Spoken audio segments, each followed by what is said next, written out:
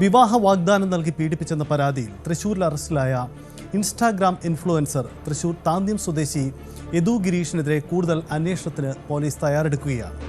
യദുവിൻ്റെ ഇരകളുടെ എണ്ണം പുറത്തു വന്നതിലുമേറെ എന്നാണ് പോലീസ് നൽകുന്ന സൂചന.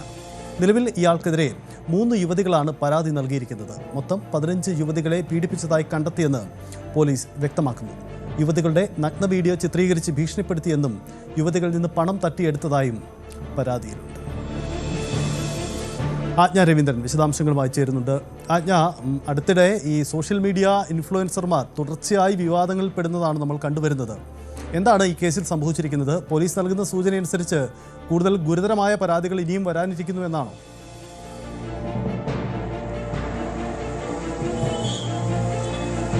സജിത്ത്, ക്രൈം ഡിറ്റാച്ച്മെന്റ് 26 യുവതികൾ ആണ് പരാതിയുമായി ഇയാൾക്കെതിരെ രംഗത്തെത്തിയിരിക്കുന്നതെന്നാണ് വ്യക്തമാക്കുന്നത്.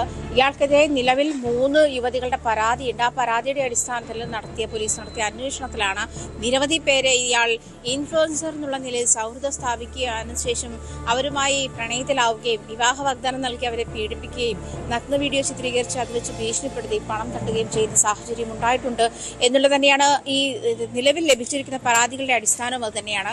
അതിൽ ആ പരാതികളിൽ അന്വേഷണം കൂടുതൽ വ്യാപിപ്പിച്ചപ്പോഴാണ് കഴിഞ്ഞ ദിവസം 15ഓളം യുവതികളുടെ പരാതികൾ എത്തിയിരുന്നു എന്നാണ് മനസ്സിലാക്കാൻ കഴിഞ്ഞത്. അതേസമയം ഇത് 26ഓളം പേരുടെ പരാതി ഉണ്ട് എന്നാണ് തൃശൂർ ക്രൈം ഡിറ്റാച്ച്മെന്റ് അറിയിക്കുന്നത്. എങ്ങനെയാണ് ക്രൈംബ്രാഞ്ചാണ് ഇതുമായി ബന്ധപ്പെട്ട ക്രൈംബ്രാഞ്ചാണ് ഇതുമായി ബന്ധപ്പെട്ട കേസ് എടുത്തിരിക്കുന്നത്. അതേസമയം പോലീസും ഇതുമായി ബന്ധപ്പെട്ട അന്വേഷണത്തിലാണ്.